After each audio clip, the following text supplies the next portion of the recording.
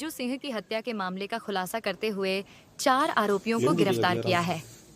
लातेहार के एसपी कुमार गौरव ने प्रेस वार्ता में जानकारी दी।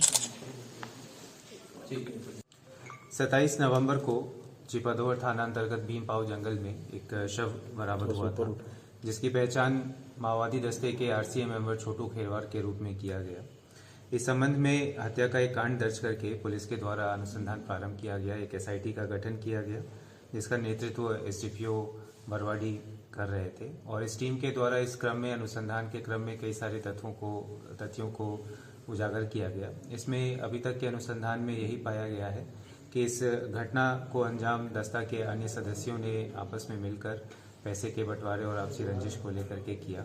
यह घटना 25 नवंबर 2024 को घटित हुई है, जब रात के समय में छोटू खेरवार के अन्य दस्ता के सदस्यों ने गोली मार करके हत्या कर दी, और इसके बाद शव को छुपाने के लिए पहले उसे गड्ढे में छुपाया और अगले दिन एक दिन छोड़ करके उसे फिर से निकाल करके जंगल में बाहर रख दिया, जिससे कि पब्लिक उसे देख सके। इस पूरे घटनाक्रम में अभी तक 4 लोगों की गिरफ्तारी हुई है, जिसमें एक व्यक्ति पूरन परहिया है, जो कि दस्ता का एक्टिव मेंबर है और दस्ता के साथ ही घटना के समय था, और उसकी निशानदेही पर घटनास्थल को भी चिन्हित किया गया।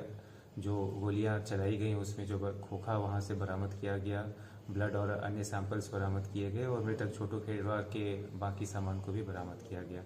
अन्य अभियुक्त इसमें जो गिरफ्तार हुए हैं वो नावाडी के ही रहने वाले हैं, जिन्होंने हत्या के बाद शव को छुपाने में सहयोग किया था। इसमें बिनेश्वर भुइयाँ, लुरुक मियाँ, बालकेश भुइयाँ हैं।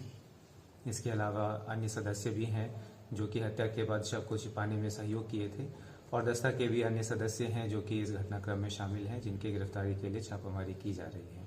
ये जो अन्य सदस्य गिरफ्तार हुए हैं उनकी निशानदेही पर छोटू खेरवार के जो हथियार था उसमें उसके पाउच को बरामद किया गया है, और उसमें से एक AK-47 का मैगजीन और AK-47 के राउंड्स भी बरामद किए गए हैं।